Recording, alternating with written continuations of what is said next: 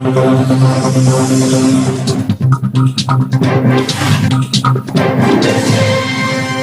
कटनी से है, जहां 2 महीने से भटकता रहा टीबी का मरीज। दवा न मिलने से सिविल सर्जन के ऑफिस के सामने पेट्रोल डालकर आत्महत्या करने की 1 किलो वजन भी कम हो गया है। अब मुझे आत्महत्या करने के सिवा दूसरा कोई चारा ही नहीं है, और जब भी डॉक्टरों के पास जाता हूं तो वह अभद्र भाषा से बात करते हैं। यह आरोप युवक ने लगाया।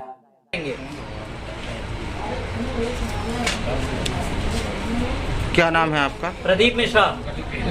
कहाँ के रहने वाले हो? घंटाघर से बात करते हैं। आवेदन दिया वहाँ पे तो उसकी कोई सुनवाई नहीं। 181 में कंप्लेन की तो सुनवाई नहीं।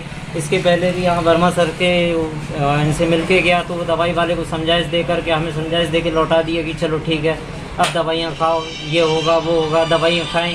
उसके बाद मेरा वेट कम होने लगा, भूख खत्म हो रही। अब मेरी बॉडी कोरोना कर रहे थे कि चलो ठीक है भाई, कोरोना का चल रहा है, अभी बाद में जाके हम ले लेंगे। अब भाई दवाई लेने आए तो फिर वहाँ सोनी साहब को जाके बैठा लिया। अब वो हमें सलाह दे रहे हैं कि दोबारा फिर तुम अपनी जांच कराओ, ये जांच कराओ, वो जांच कराओ। मैं फिर 2 दिन 3 दिन भटकूंगा जांच कराने में, जब तक साला ऊपर ही चला जाए आदमी। तो उससे अच्छा एक ही बार में ऊपर चला जाए ना, बार बार क्यों ऊपर जाने की तैयारी करेगा। क्या अभी क्या बोले उन्होंने? अभी क्या बोले? अभी हमसे बोलते हैं, पहले तो बोले कि हम बुलवा रहे हैं, जो दवाइयाँ दे रहे हैं उनको बुलवा रहे हैं। उनको बुलवाया गया तो वो हमें समझाइश दे रहे थे। इतने में वो बोलते तुम्हारा निराकरण कर दिए, चलो जाओ यहाँ से। सीधे मुँह बात ही नहीं करते हैं। क्या नाम है? प्रदीप मिश्रा। ये कैरोसिन कहाँ डाला के डाले होंगे? हाँ, अभी जो कैरोसिन डाले के पेट्रोल डाला हमने।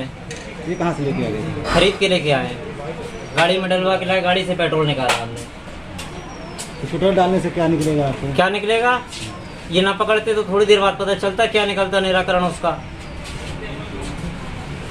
मैं बताता कि हाँ ठीक है कुछ होता है। अभी तो मेरे साथ कर रहे हैं, कल किसी और के साथ करेंगे।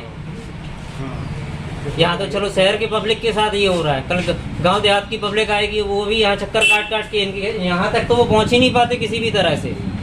जो पहुँच जाते हैं तो उनको प्यार से समझा बुझा के भगा दिया जाता है, जैसे अभी हमें समझा बुझा के भगाया जा रहा था। इसके पहले भी कर दिया गया। 1.5 महीने की दवाई खा ली, अब 1.5 महीने बाद में दोबारा आया हूँ तो फिर नए सिरे से हमें दवाइयाँ खानी पड़ेंगी। तो क्या मैं अपने शरीर में दवाइयाँ खा के ही ख़त्म कर लूँ कि या फिर एक ही बार में कर लूँ? इसका जवाब वो साहब से पूछिए आप खुद, कि ऐसा किया उन्होंने कि नहीं किया। आत्महत्या की कोशिश करने लगा था, कारण क्या है इस लड़के का? क्या कहना चाहते? नहीं, उसने हम उसको अलग से दवाइयाँ बुला के देंगे, और वो उसको बुलाने में भोपाल, चूँकि वो भोपाल से ही मिलती है, तो वो हमने बुलवा के उसको देंगे तो वो उस पर आक्रोशित है।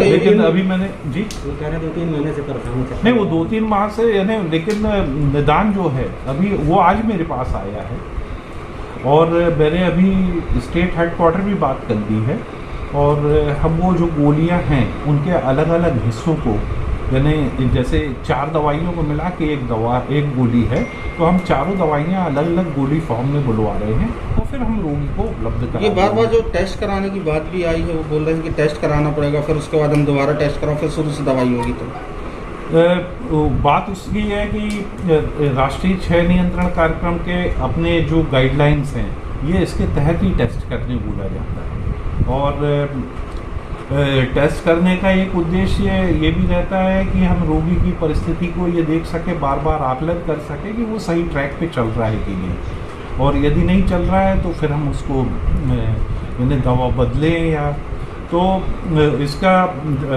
टेस्ट कराने का आशय किसी को परेशान करना नहीं है, बनिस्बत ये है कि उसकी स्थिति को मॉनिटर करें। अभी दवाइयाँ नहीं हैं क्या यहाँ पे? दवाइयाँ हैं, 6 रोगी को दवाई दी जा रही है, और जो राष्ट्रीय कार्यक्रम के तहत है 4 दवाइयों को मिलाकर 1 गोली के रूप में आ रही है। चूँकि हमें इस रोगी को 4 दवाइयाँ की जगह 3 दवाई देना है, तो हमें उन 3 दवाइयों की अलग अलग गोली बुला के देना पड़ेगी, और कोई विषय नहीं है। और वो मैंने बात कर ली है, आज अभी हम मेल कर देंगे ज़रूरत का, और कोविड स्थिति में हो सकता है 4-5 दिन में ये दवाइयाँ हमें उपलब्ध। ऐसे कैसे कितने मरीज होंगे अपने जिले में? इसकी जानकारी जिला क्षय अधिकारी बेहतर दे सकते हैं, मेरे सामने ये पहला प्रकरण आया है।